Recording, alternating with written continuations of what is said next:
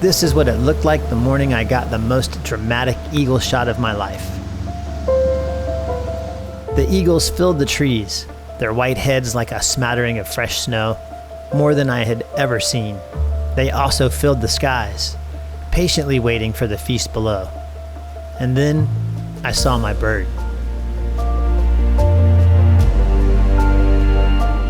The wind rushed through the narrow passage, and this bird rode it, patient, waiting for the perfect moment. Then it happened.